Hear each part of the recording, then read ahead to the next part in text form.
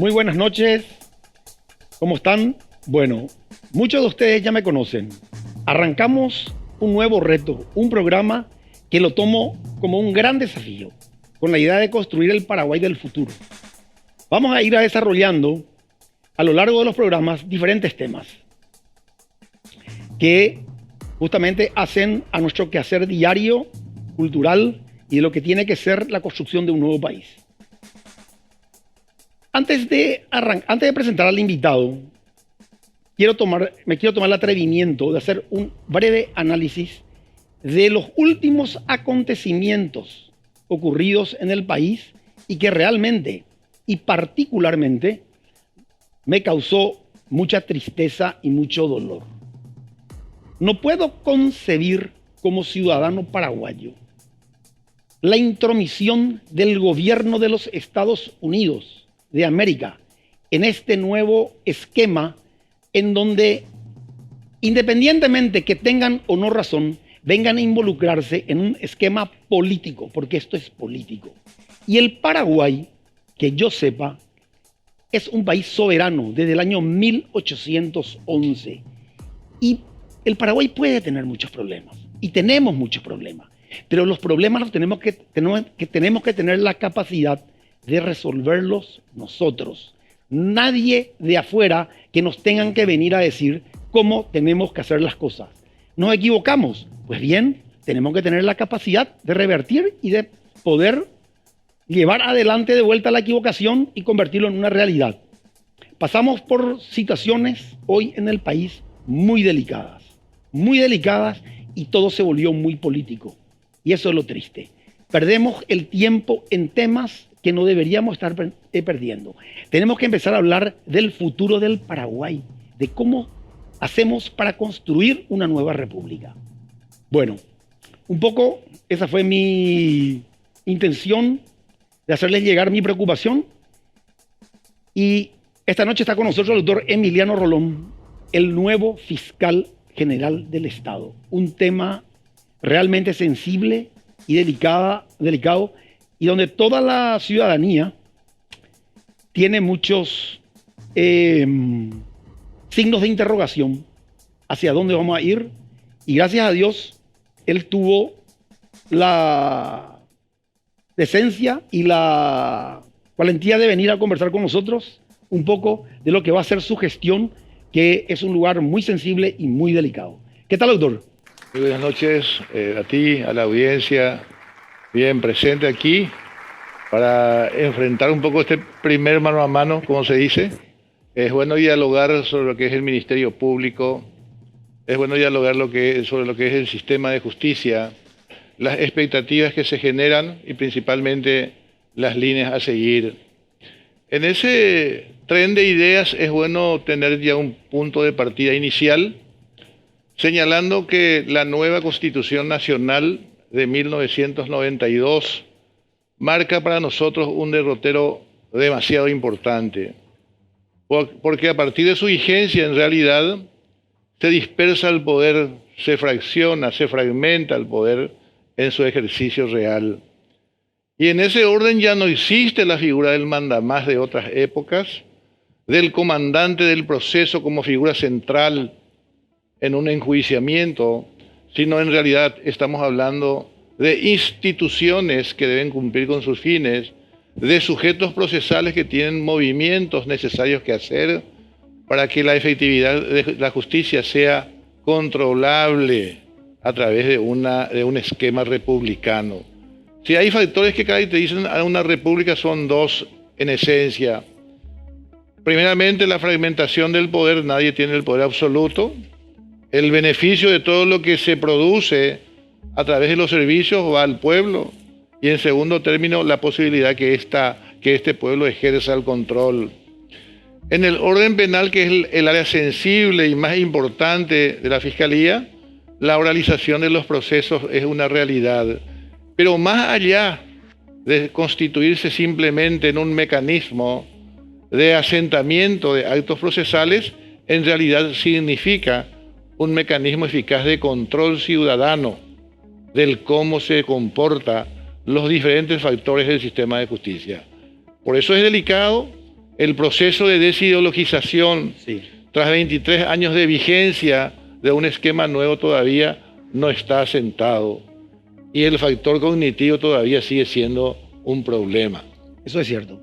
Y lo vivimos en diferentes situaciones y en diferentes organizaciones del país. Correcto. Doctor, quiero arrancar con un tema. Un poco dentro de mi experiencia y de lo que viví y de lo que se vive actualmente y viven muchos ciudadanos. Tema laboratorio forense. Sé que a lo mejor, no sé si estás teniendo información o estás teniendo información de dónde vas a asumir y cómo está, pero se escuchan muchas quejas sobre el atraso en las pericias y muchos de los profesionales especializados o han emigrado o han renunciado. O sea, hay una falta total de gestión y de recursos humanos en ese tema. ¿Cuál sería tu acción en eso? El punto de partida que me planteas no es un tema sencillo porque tiene que ver con una cuestión sistémica. Resulta que en esa organización del derecho constitucional histórico existía un Ministerio Público, ¿cómo no? Siempre existió. Sí. Pero tenía una dependencia seria con el Poder Judicial, la misma edificación, la misma infraestructura, hasta la misma formación, fiscales, jueces y defensores. Era una regla. Sí. Y de ello surgió un corporativismo bastante férreo a lo largo de los años. Cuando diseñamos la Constitución del 92, fragmentamos el poder, le dimos un carácter nuevo al Ministerio Público, autonomía y autarquía para desarrollar su función principal, cual es la de ejercer la acción penal pública y otras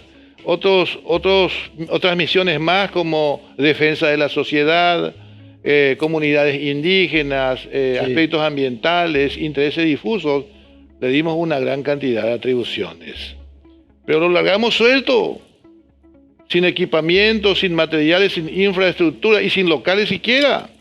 Es cierto. En estos años, y simplemente por redondear la vigencia efectiva, práctica a través de los códigos penal y procesal penal, le dimos rodaje a ese sistema, pero sin nada. Hoy, a 23 años del esquema, estamos preocupados en dotar de esos elementos necesarios para el cumplimiento de la misión.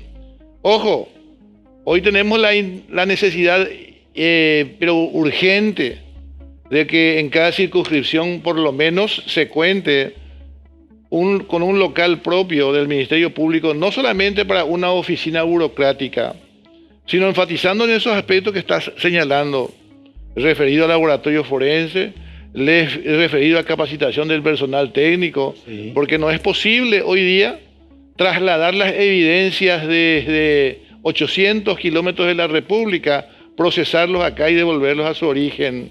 Eso genera contaminación y problemas en la formación del caso. Tocaste un punto muy sensible porque no solamente es un tema. Nuestra política en el tema consistirá en la posibilidad de contar con predios propios en cada circunscripción, pidiendo la colaboración de las comunidades, de los municipios y las gobernaciones, y a partir de esa consecución de títulos efectivos en donación, ensayaremos los programas, no solamente del presupuesto nacional, sino también con organismos cooperantes que podamos conseguir. Yo creo que el paraguayo, el ciudadano de toda la República quiere una institución en su zona, que esa institución funcione. Por eso le dije, le empecé afirmando que es un tema complejo. No solamente es tratar de equipar el laboratorio de Asunción, No. que debe ser probablemente el mejor equipado, Sí. pero los insumos principales y las evidencias deben ser examinados en su sitio para que finalmente tengamos la posibilidad de afectar a una investigación criminal. Y sobre todo la parte de recursos humanos, que es fundamental. O sea, la calidad y la eficiencia de los recursos humanos en el tema. Y lo mismo pasa en el tema de los peritajes. Yo no sé si hoy la Fiscalía cuenta con peritos realmente calificados. El personal técnico en todas las áreas es una deficiencia. Yo vengo del Poder Judicial. Sí. De igual modo también tenemos problemas porque formar gentes, capacitarlos y adecuarlos a una nueva ideología en donde las evidencias científicas son fundamentales, no es nuestro fuerte. En estos días me reuní con personales de investigación criminal de distintas áreas y la deficiencia sigue siendo investigación criminal. Es preocupación policial, es preocupación del Ministerio Público y, como no, del Poder Judicial. Si se fragmenta el poder es porque reconocemos en forma clara que la investigación criminal queda a cargo del Ministerio Público. Los insumos, las evidencias, las evaluaciones, las experticias o pericias deben ser a cargo de él. Sí. El Poder Judicial los debe evaluar. Y si llega a un grado de convicción que se llama certeza, pues entonces es pieza útil. Y cómo no, en esa línea también el rol de los abogados independientes o componentes de un sistema de justicia es esencial. Aquello de la inalienabilidad de la defensa en juicio recién hoy se plasma en esta Constitución y en este nuevo sistema.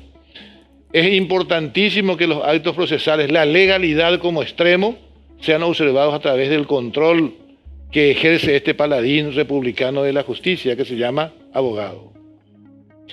Veo, y me ha tocado en suerte vivirlo, los peritos, por lo menos que a mí me tocó en suerte conocerlos, realmente necesitan una formación mucho, porque llegan a un nivel, en ciertos casos, que realmente es lamentable, doctor.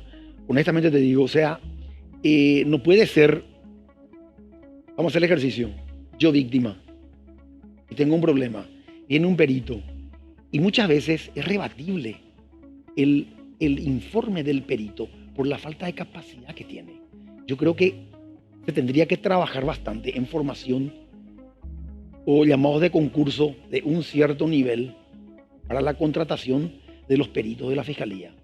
Hoy día tenemos esa perspectiva, el acceso por lo menos en función permanente en cada una de las áreas se hace en base a concursos.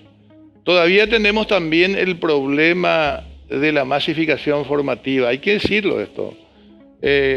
Resulta que el requisito esencial para ser peritos, cualquiera sea el arte, profesión o industria, es el conocimiento de la disciplina. Correcto. Y podemos afirmar que un egresado universitario tiene un conocimiento genérico. Sí. Podemos afirmar en general porque es egresado universitario, no se puede negar. Pero la cualidad de perito, con fines de justicia, de evaluación de evidencias, requiere a lo mejor mucho más aptitud que simplemente la formación genérica.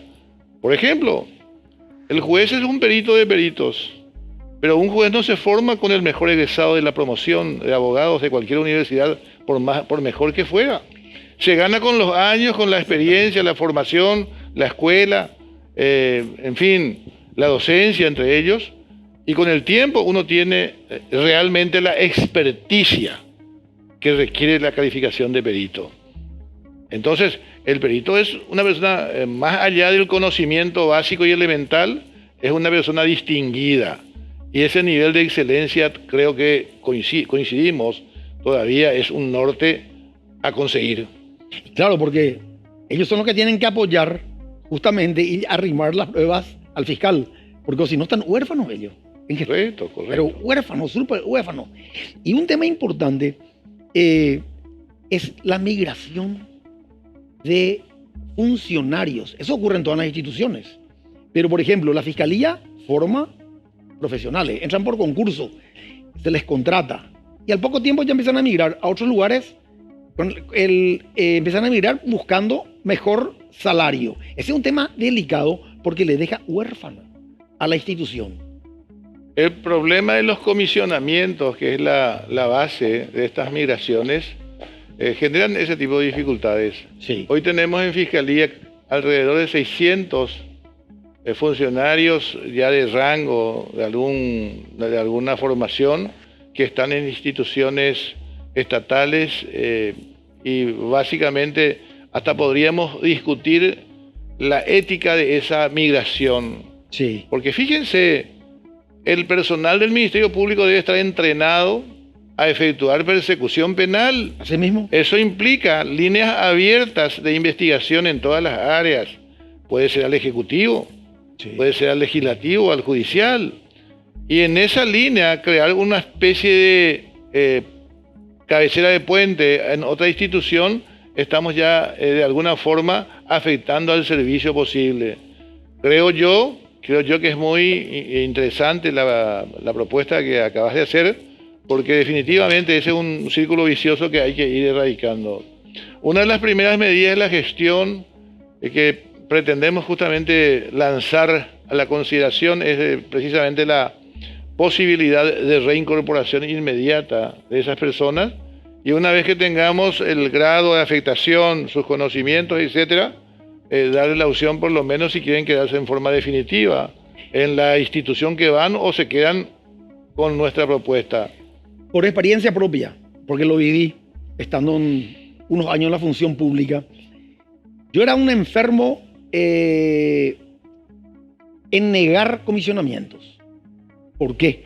Porque me quedaba sin funcionarios y la institución no estaba en condiciones de llamar a concurso y vuelta a contratar.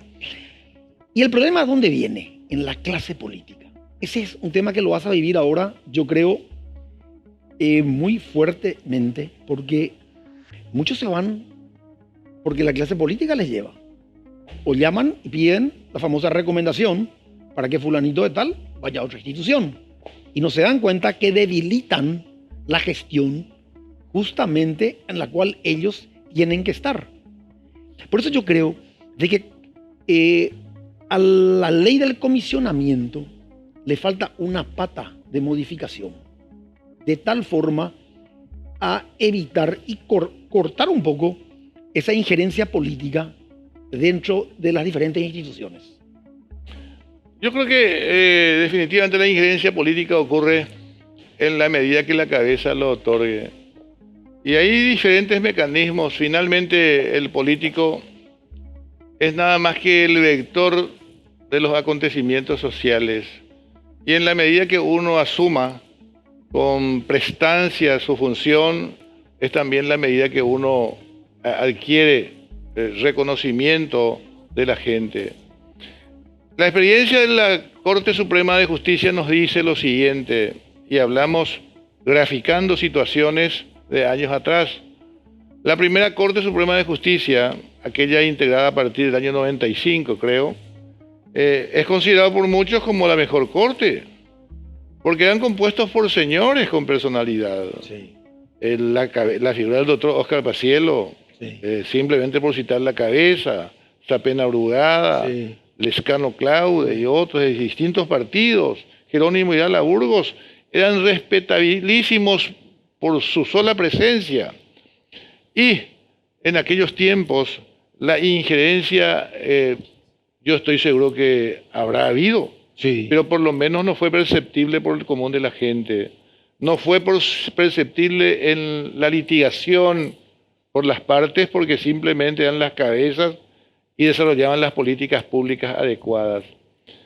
Hoy el poder se volvió un poco más tibio, creo, y prácticamente hay una infestación de las injerencias porque justamente el contrapeso no existe. Yo creo que la personalidad y el liderazgo efectivo hará que eso se vuelva a ganar por lo menos en el Ministerio Público. Pero ¿estás consciente que vas a recibir mucha presión? Correcto. Una de las líneas que ya instalamos por lo menos en los discursos es que en realidad el Ministerio Público es solamente una persona, el fiscal general que ejerce la unidad de representación. Todos los demás agentes fiscales, fiscales adjuntos, son dependientes de una misma línea vertical. Pues entonces si centralizamos el poder en él y también las presiones en él, para que el agente fiscal no se sienta constreñido en su independencia, habremos ganado un paso importante. La idea es esa. Bueno, ojalá caminemos justamente en esa línea. Esa es la idea. Esa es la idea. Un tema que a mí me preocupa muchísimo y que vi a lo largo de este tiempo en las diferentes instituciones públicas y sobre todo últimamente estuve en la Fiscalía de Delitos Económicos. la infraestructura. Doctor, es un peligro. Yo te lo digo como técnico y como ciudadano. ¿Hace cuántos días estuvo ahí? 15 días. Yo te cuento algo. Vi que se están mudando ahora, pero igual yo veo en los diferentes, pero este es un tema endémico de todas las reparticiones, no solamente de la Fiscalía, de las instituciones públicas, sistema de prevención contra incendio, están hacinados. El presupuesto que yo creo que nunca se da a conocer por parte de las personas que administran la cosa pública, yo creo que es un tema demasiado importante, y sobre todo para usted, que tiene que administrar eso, en donde el Ministerio de Hacienda le tiene que dar presupuesto, o si no, no va a poder hacer nada, doctor. Le agrego algo más. El Ministerio Público no cuenta con presupuesto, y de esto quiero entender inclusive que no se pidió presupuesto para construcciones. Arrastramos la lacra de los alquileres. Sí. Todos esos edificios son alquilados. Sí. A más del costo extraordinario, sin posibilidad de arraigo, tenemos que son edificios antiguos, Sí. poco útiles para la misión. Sí. Tenemos casas tipo chalet con piletas, Sí. y también con quinchos. Sí. ¿De qué nos sirve para un ministerio público? Ese tipo de desatenciones ocurrieron a lo largo de los años, y en esta última temporada no tenemos presupuesto. No es que se haya malversado. No. Definitivamente el Ministerio Público no previó una partida presupuestaria para la construcción. Sí. El mecanismo que usted me menciona yo suscribo totalmente, pero si no tomamos el toro por las astas y nos dedicamos a no solamente tener un espacio físico, ni a crear infraestructura con lo que empezamos hoy, un lugar para los funcionarios y también laboratorios forenses en cada circunscripción, estaremos mal cada día más. Por eso, yo creo que es clave el asinceramiento de tu parte para con el Estado paraguayo en cuanto al presupuesto que te tienen que asignar para poder llegar a un buen trabajo. Tus funcionarios, calcula, yo estuve en una fiscalía barrial por una denuncia de un robo que me hicieron de unas chequeras. Me dice la fiscala: arquitecto, no tengo ni papel. Puede ser, le digo, no tengo papel. Papel no tenía. Dice, nosotros estamos poniendo en nuestro bolsillo. El otro día tuve que cambiar la cerradura. Te cuento como anécdota, ¿verdad? O sea, esas son todas falencias que yo creo. Yo no sé si la actual fiscal llevó adelante un proceso de asinceramiento de las falencias que tiene la organización para poder solucionar. Estuve también en la Fiscalía Barrial de Sajonia, cerca del estadio. Es así como usted menciona, una casa con un quincho y con todo. O sea, imposible que puedan trabajar en forma y que tengan condiciones de ir adelante. Por eso yo creo que por eso yo digo, el Poder Judicial, Fiscalía y la seguridad en el Paraguay, tenemos que sincerar los presupuestos y llevar adelante y darle a conocer a la ciudadanía para que eso a usted le fortalezca, doctor. Me suelen preguntar si el presupuesto aceptado y asumido para el año 2023 es exiguo, está correcto, es grande. Y yo suelo responder casi con una lógica que no se puede discutir, que el presupuesto depende de las misiones que uno debe efectuar. Nosotros hablamos hoy de un ministerio público demasiado rico en atribuciones. Fíjense, ejercicio de la acción pública en todo el país. Primer ítem fundamental. Segundo, representación de la sociedad. Tercero, ocuparse de todo lo que es derecho ambiental, Sí. el medio ambiente, las comunidades indígenas, que son también un problema, Terrible. los intereses difusos, etc. Aspectos genéricos que todavía hoy no lo desarrollamos. Si esto lo vamos a hacer en su plenitud, obvio, Y lógico es decir que este presupuesto es absolutamente precario. Porque si sencillamente recortamos como lo que es la administración actual y pagamos todos alquileres y cero construcción, nuestro nivel de atención se reduce. Si además no nos ocupamos de la representación social en los grandes intereses, también se reduce. Totalmente. Si no nos ocupamos del medio ambiente como ocurre hoy, yo tengo en la cuenca del Paraná, desde Encarnación hasta Salto del Guairá, la zona más rica, y donde ocurren grandes problemas con el medio ambiente. Sí. Esos nos constan a todo el mundo, los que transitamos aunque sea. Y le cuento una realidad, no hay solamente una condena por todos esos sectores. Cierto. Entonces, definitivamente, o cumplimos con la misión en extenso, en cuyo caso hay que revisar el presupuesto ampliamente. Sí. Ampliamente. A sincerar. Correcto. Si no le damos esos insumos, ni la policía, ni la fiscalía, ni el Poder Judicial pueden cumplir con sus misiones. Te interrumpo. Vamos a un corte y continuamos porque Correcto. el tema es apasionante. Correcto.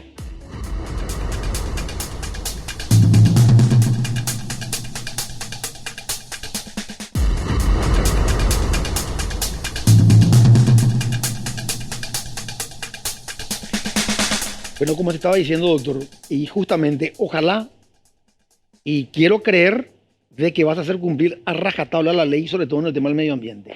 Es increíble porque me tocó en suerte trabajar en el tema de los hospitales. Terrible es la falta de conciencia, terrible es la falta de control por parte de las autoridades en el tema del medio ambiente. Se conectan al sistema, calculado alcantarillado, sin tener plantas de tratamiento. Estamos hablando de hospitales privados, ¿eh? Vamos a hablar de estaciones de servicio. Vamos a hablar de pequeñas industrias. O sea, el día que la ley funcione como tiene que funcionar, yo le puedo asegurar que el país va a cambiar. Usted me estaba contando justamente lo del interior, que yo sé perfectamente bien. Lo mismo el tema de los desechos hospitalarios, que ese es un tema muy, muy delicado. Pero, como yo digo, las personas que tienen que llegar, crear el control, informar y emplazar, no existe. O sea, yo particularmente lo digo, yo se le elevaría que actúes con toda la ley, con personas idóneas y como tienen que ser para eso, que se cumpla la ley. Tenemos una cantidad de arroyos hoy dentro de la capital que están todos contaminados. Perfecto. ¿Y por qué pasa eso? Porque no existe, o sea, la ley no funciona. Porque si la ley le emplaza al encargado de que tiene que hacer una planta de tratamiento, existen mecanismos para llevar adelante. Eso pues no es. No podemos decir, vamos a construir una bomba atómica. No, es sencillo el sistema. Lo que pasa es que la ley nos está haciendo cumplir. Tener una misión y Permitime hacerte un poco una aclaración.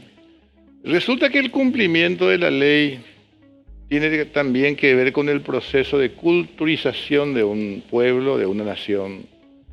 Los romanos, que eran sabios en el proceso de formación y asentamiento de leyes, tenían una lógica bastante sencilla y práctica. Para que se forme una ley, es bueno que el ciudadano haya empezado con las prácticas. Sí. Que esas prácticas se tornen costumbre y cuando se vuelven masa lo hacemos ley. Nosotros empezamos, hay que decirlo con franqueza, es totalmente al revés este proceso. En la idea de fragmentación del poder empezamos al revés. Cuando nuestra cultura, no digo que esté mal ni bien, sino simplemente plasmo una realidad, cuando nuestra cultura jurídica tradicional fue simplemente esa misma lógica romana, hoy dispersamos el poder. Sí. Y queremos que las leyes tengan un respeto y una solvencia absoluta. Y le clarifico más el concepto. Usted se va a acordar, Capital, calle Brasil y calle Estados Unidos tenían sentidos inversos una década atrás. Tránsito hablo. Se le ocurre a la municipalidad reordenar y los vuelve en sentido inverso. Sí. ¿Cuánta confusión mental nos causó? Porque nuestra costumbre nos decía que Brasil siempre iba para arriba, ¿verdad? Sí.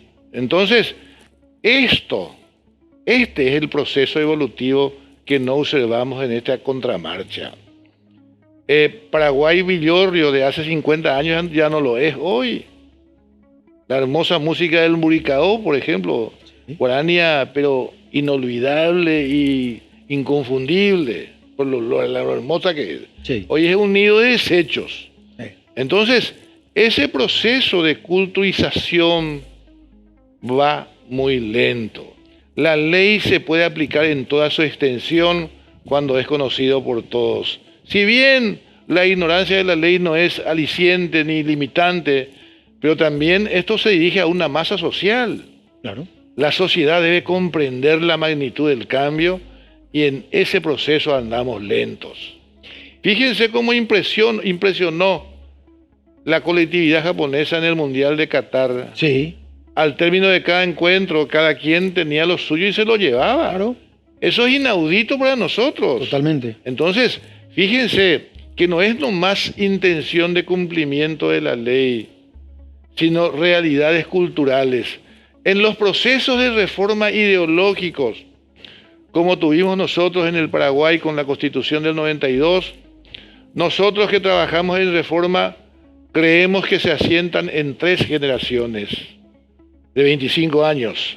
La primera generación es de conocimiento. Empezamos en el 2000 por generalizar con los 2 códigos. Nos faltan 2 años para un proceso evaluativo, si cómo estamos a nivel de conocimiento. Yo adelanto, porque trabajo en docencia en todo el país, que andamos mal. En fiscalía, en poder judicial y, cómo no, en los abogados. Sí. Mal. El proceso de conocimiento todavía no se va a asentar en 25 años. Agrego, los siguientes 25 años, deberían ser ya por el 75 más o menos, deberían ser para el afianzamiento.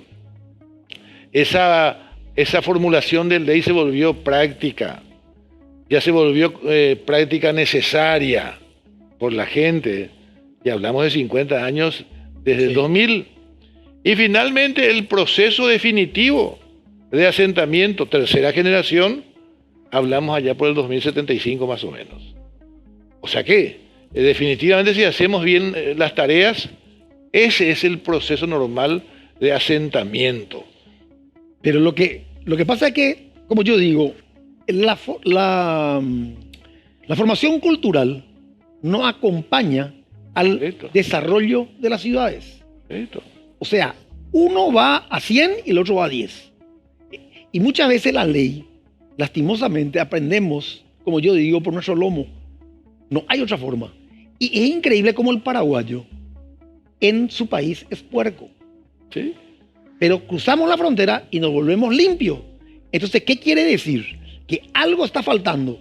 Y por eso le dije, si usted hace cumplir la ley a rajatabla, y acá no hay tu tía, señores, te doy un tiempo y me tenés que hacer, porque si no te voy a caer con todo.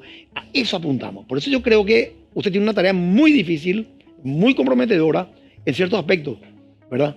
Por eso yo te estaba manifestando el tema del medio ambiente, porque es un tema delicado. A mí me preocupa muchísimo, honestamente te digo. Correcto. El paraguayo es un ser distinto en otras culturas. He tenido la satisfacción de compartir con comunidades en Europa, en Estados Unidos, y los paraguayos ya ahí se sienten como identificados. Ahí no se pasa las rutas, las calles, más que en las cebras. Sí. Y aquí en cualquier parte, de cualquier detrás te salen. Sí. Así es que es todavía un tema, yo tengo mis dudas que simplemente exigiendo a rajatablas el cumplimiento de la ley. No hay que poner límites, no hay que hacer excepciones, estamos de acuerdo, pero en una formulación absolutamente teórica no creo que sea la respuesta. No. Fíjense, nosotros tenemos muchos problemas aquí de orden cotidiano y por falta de un debate serio, por asentamiento correcto de las distinciones que hay que hacer, entonces tenemos problemas y creemos sencillamente todavía en la cultura autoritaria. El paraguayo común te dice, Cénico, doctor diputado de cargo 48 horas antes. No era para hacer justicia. No. Hay piroja en lo mitad, me te dice. ¿Te das cuenta? Entonces subyace esa cultura muy fuerte de lo que simplemente es personalismo. Lo que hay que evitar en adelante y hacer acrecentar ese ideal de convivencia que tiene que ver con el diseño constitucional, democrático, social de derecho y republicano. Le aseguro, mi querido arquitecto, que ese todavía es un desafío pendiente. Soy muy optimista y muy persistente, pero es un objetivo todavía a mediano y largo plazo, no es inmediato. El cumplimiento de la ley no garantiza el funcionamiento de estas instituciones, porque todavía hay compartimientos débiles, estancos, que justamente van a resistirse al cumplimiento de la ley, y no son minoría. Están los grupos de presión. Sí. Entonces hay que hablar con solvencia qué es lo que podemos y qué es lo que no podemos. Claro. Construimos república por etapas, no de una vez. No, categórico. Nosotros estamos plenamente de acuerdo. Pero como yo digo, tenemos que empezar y tenemos que iniciar, porque acá se perdió demasiado tiempo. Perdimos mucho tiempo. Correcto. Un tema. ¿Cómo pensás manejar el tema de... Yo ando mucho por Ciudad del Este, por temas laborales, de construcción privada. Y vos sabés que yo escucho ya la ausencia de fiscales que se presentan en concursos acá en Asunción. Acceden para un cargo en el interior y resulta ser que no se van al interior, se quedan acá porque aparecen los famosos padrinos políticos en donde le hacen una oficina. Hospital Omitacoape. ¿Cómo empezás a encarar eso, doctor? Aquí hay que volver, creo que ya inicié explicando de que los comisionamientos deben sufrir un retorno importante para el reagrupamiento y la reubicación necesaria. Los fiscales también deben obedecer el mismo orden. Resulta que la fiscalía es peculiar porque quien ejerce la comandancia, por utilizar términos militares, es el fiscal general. Sí. Y él puede mover, las piezas son móviles en todo el país de acuerdo a la necesidad. Esa misma situación no ocurre en el Poder Judicial. Yo soy juez desde hace 27 años, juez del crimen en su momento, luego miembro del Tribunal de Apelaciones en lo penal también, luego también docente de los cuadros del Poder Judicial, representaciones, etc. Pero yo concursé para un sitio determinado. Claro. A mí no me pueden mover de Asunción. Por eso lo estoy diciendo. Entonces, mi jurisdicción y competencia, que es la regla, la tengo desde mi base, Palacio de Justicia. En cambio, los fiscales no. ¿Qué pasa con el tiempo? Cuando no hay un liderazgo claro, se van aglomerando gentes acá y se dejan vacíos Sí. de zonas de atención muy importantes. Entonces, la idea de la estructuración de la propia institución dice fiscal general, fiscales adjuntos, Sí. agentes fiscales, asistentes, cada quien tiene sus reglas propias. Definitivamente la distribución adecuada depende del buen comandante y nadie más. O sea, va a ser implacable para que cumplan con su función. Eso hay que hacer. Evidentemente que si esa es la organización, nos espera un mejor porvenir. Sí. Hay obviamente. cosas elementales que hacer. Un tema que te quiero tocar, un tema delicado es. Voy a tratar de evitar nombres, pero CEPRELAT, que es una institución que ellos creen que ellos son órganos de investigación. Son órganos de investigación. O sea, ellos quieren de jueces. Ellos quieren pasarte la factura a vos ciudadano. Ellos tienen que cumplir con una función específica. Y veo que últimamente le están urgiendo a la fiscalía un tema de una investigación de un expresidente por un tema que ellos hicieron. Pero yo lo que veo es cómo hoy la fiscala general del Estado no toma una determinación y, esperen un ratito, mi función es esta, yo no tengo por qué a usted remitirle nada. La función de la Fiscalía es investigar, de acuerdo a lo que le pasa a otra institución, pero hasta ahí va la institución. Bueno, los mecanismos de acceso a la información de los hechos que ocurren en el mundo externo de todos nosotros son tres. Sí. Noticia criminis es el mecanismo primario, subrepticio, información anónima, estruendo de una explosión, un murmullo grave, una conmoción interna. Es el primer mecanismo de acceso a la información que tiene el funcionario y obviamente el fiscal. La sola realización de ese evento, la sola captación de esa información por ese mecanismo obliga a la autoridad pública a estar presente en el escenario del crimen. ¿Cierto? Y desde ese momento responder a las preguntas básicas que requiere esa intervención. ¿Qué pasó? ¿Quién lo hizo? ¿Sí? ¿Cómo? ¿Cuándo? ¿Dónde? ¿Por qué? Víctima, victimario, etcétera. Informaciones básicas que se agloban o se engloban en el concepto republicano de administración de justicia. Noticia criminis, no hace falta ninguna formalidad. El segundo mecanismo es la denuncia. Claro. La denuncia puede ser más completa, menos completa, imperfecta, con elementos, sin elementos. Del mismo modo, la sola promoción hace que los mecanismos públicos estén prestos a dar la misma información que ya mencionamos. Y la última forma de accesar la información de un acontecimiento penalmente relevante es la querella, que es generalmente de interés privado. En todas estas circunstancias mencionadas, el compromiso investigativo y de recolección de evidencias, procesamiento y evaluación es a cargo del Ministerio Público. Claro. En todos los casos, pues entonces, ese es el mecanismo. Las fuentes. Puede utilizar medios propios, investigación criminal de los acontecimientos que suceden de ordinario. Eventualmente, si es transnacional, tiene que ver con el narcotráfico, sí, la trata de personas, crímenes que sobrepasan las fronteras, etcétera, como el caso Pecci, están las cooperaciones internacionales.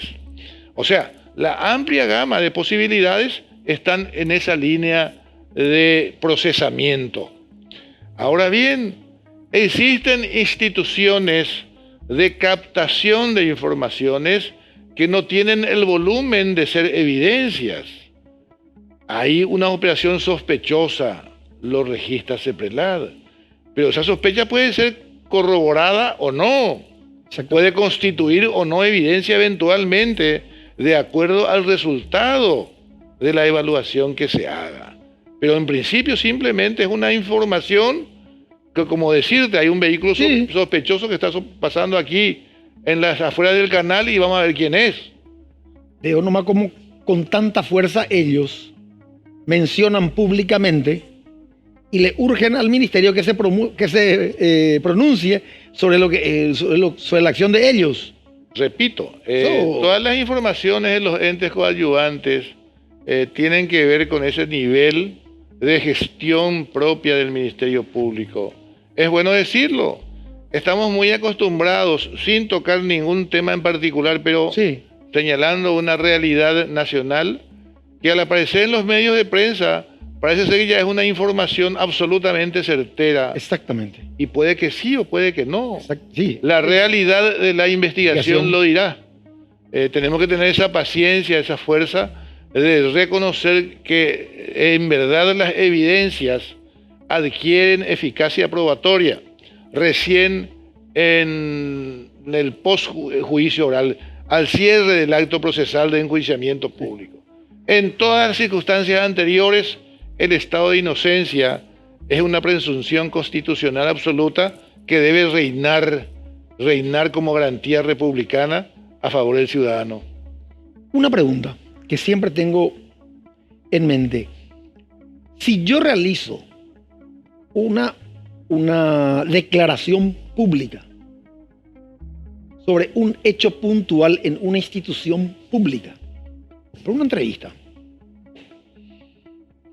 la fiscalía tiene la facultad, ¿verdad? O no, de convocarme a mí a que yo realice la denuncia. ¿No? Resulta que acabamos de decir que los tres mecanismos de acceder a la información son la noticia de crímenes, la denuncia o la querella. Si el pensamiento es libre, no está restringida la libertad de expresión, es una garantía también constitucional. Pues entonces la simple declaración no puede constituir por sí un hecho, una cualidad de ser hecho punible. Ahora bien, probablemente si en esa expresión usted se excede en los términos denigrantes a ciertas personas o entidades, estos tienen la potestad de reclamar mediante el ejercicio de la acción privada una respuesta, un castigo o una indemnización. Ese es otro tema. Pero la simple expresión que implica el desarrollo del derecho de información, por ejemplo, no puede constituir. Es más, el restringirlo podría inclusive entenderse como una censura, lo cual no está permitido por nuestro sistema penal. El tema es amplio y difícilmente en una hipótesis como la que hacemos en este programa podamos englobar. Hay excepciones a la regla, pero es bueno entender en su integridad. Sí, el concepto. Correcto. Vamos a un corte, doctor. Correcto.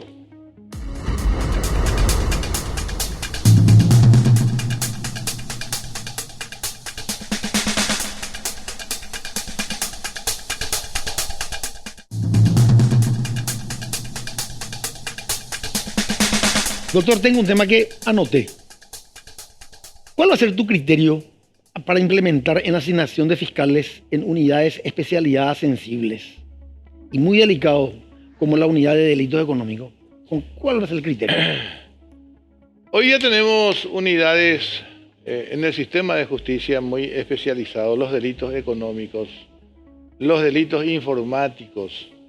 Son acontecimientos que difícilmente 10 años atrás hubiesen tenido la trascendencia que hoy tienen. La complejidad de los negocios jurídicos que se generan a través de los medios informáticos, la necesidad de simplificar las actuaciones, el traslado del particular hace que esto prosperen en forma inusitada. Las tarjetas de crédito, que son otras vertientes de lo mismo.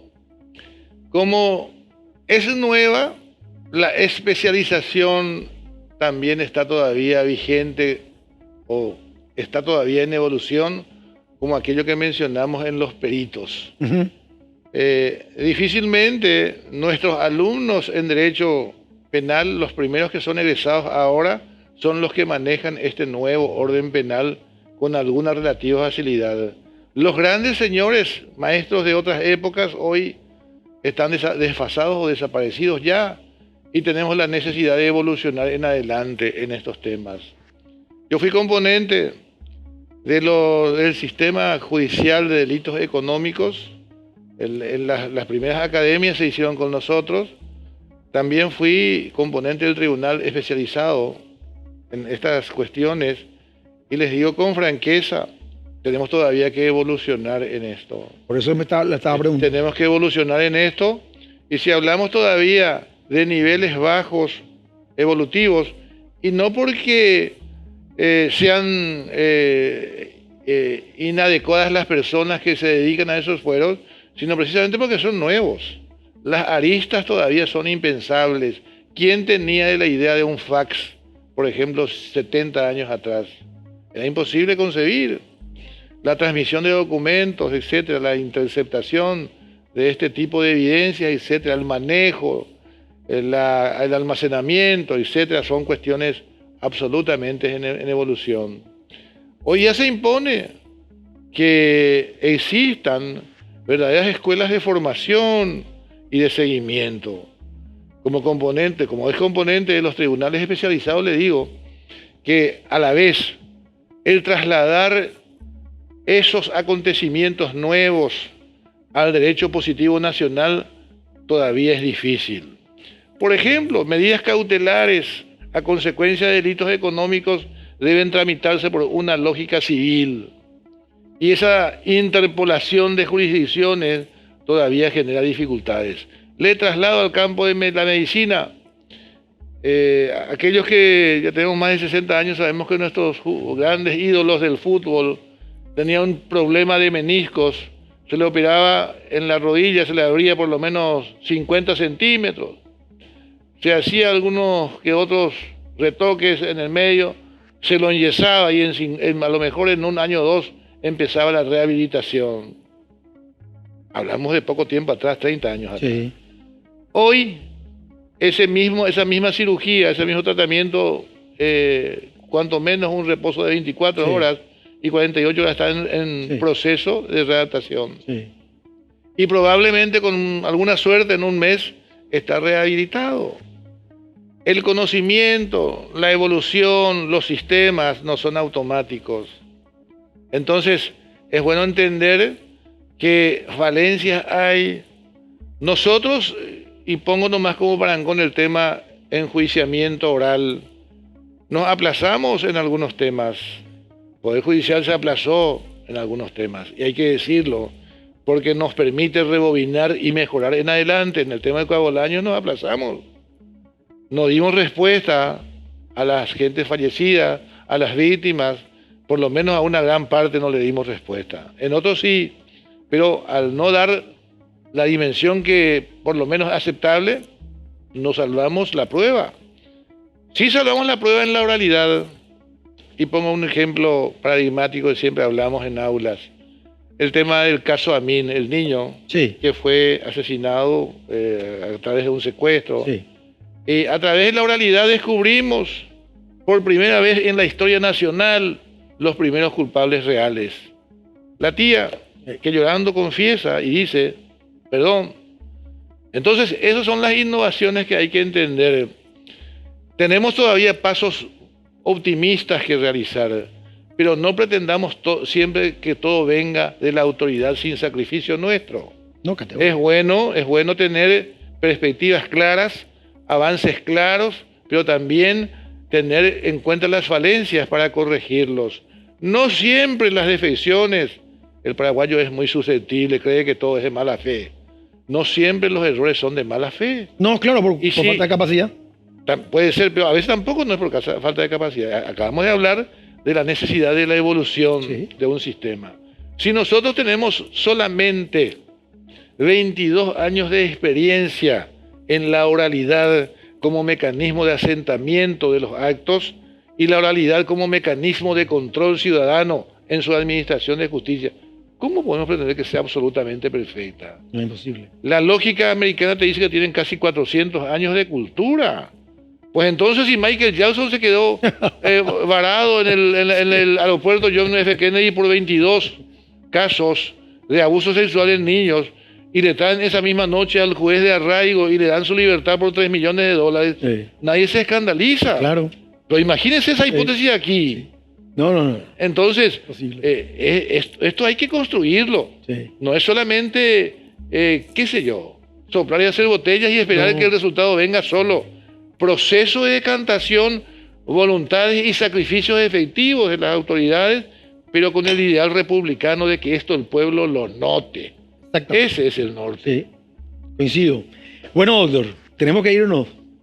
Mira, muy agradecido que hayas venido. Realmente creo haber tocado temas muy sensibles y muy importantes para que un poco la gente te conozca y sepas cómo vas a actuar, vas a llegar, y te deseo toda la suerte del mundo. Y espero que no te dejes llevar por las presiones políticas, porque las vas a tener ayer. Yo agradezco mucho la invitación. La representación de la sociedad vía Fiscalía exige este tipo de conversaciones reales. A veces, por falta de información, expectamos más de lo que se puede. Y es bueno ir hablando por decantación para que definitivamente no haga ya falsas ilusiones, sino también la gente entienda que va a haber un propósito real de mejoría. Sí. Esa es la comunicación que yo debo lanzar, y es la que quiero que se asiente siempre. Y bueno, yo creo que te está llegando la hora. En poco tiempo vas a asumir. Gracias. Bueno, nos vemos el próximo miércoles a las 22 horas. Gracias. ¿Cuándo se